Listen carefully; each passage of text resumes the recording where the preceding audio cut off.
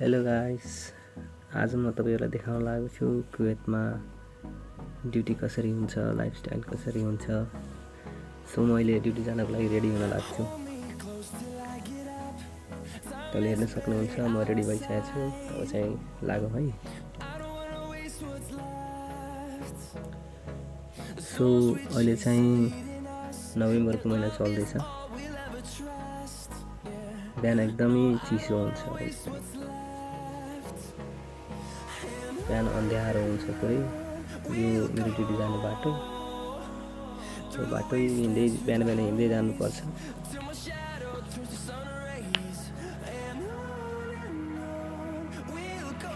तकरिबन 15 minute जति लाग्छ duty पुग्न हिँडेर जानलाई। म कुवेतमा as a cashier, waiter, barista को काममा गर्दैछु। हाल एभिन्यूज मलमा काम गर्छु। हेर्न सक्नुहुन्छ बिहान 5 बजे कस्तो हुन्छ यहाँको वेदर, बाटो। तपाई पनि आउन चाहनुहुन्छ भने आउन सक्नुहुन्छ। धेरै राम्रो ठाउँ छ। सो हामी एभिन्यूज मलमा आइपुगेका छौँ।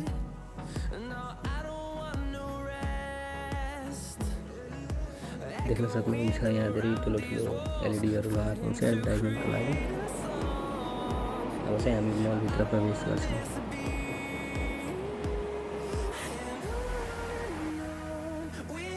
यो हो मल भित्र।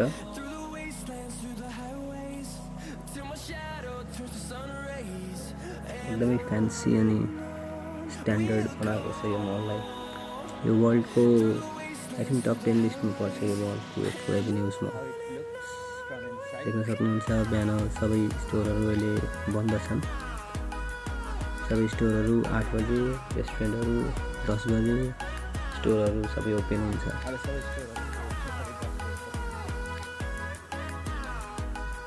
मलभित्र नि लगभग 10 मिनट जति लाग्छ हिँड्नलाई। अनि त्यसपछि मेरो काम गर्ने ठाउँमा पुगिन्छ।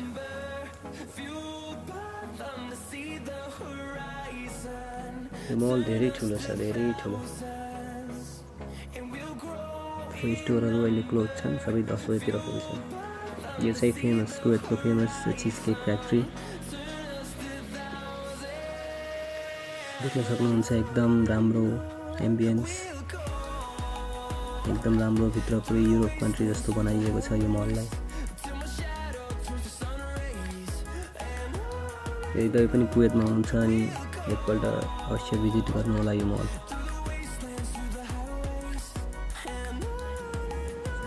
अब चाहिँ मेरो काम गर्ने ठाउँ आइपुग्न लागिसक्यो। यो चाहिँ डिज्नी स्टोर अनि यो चाहिँ न्युली ओपन भएको प्रिमार्क स्टोर।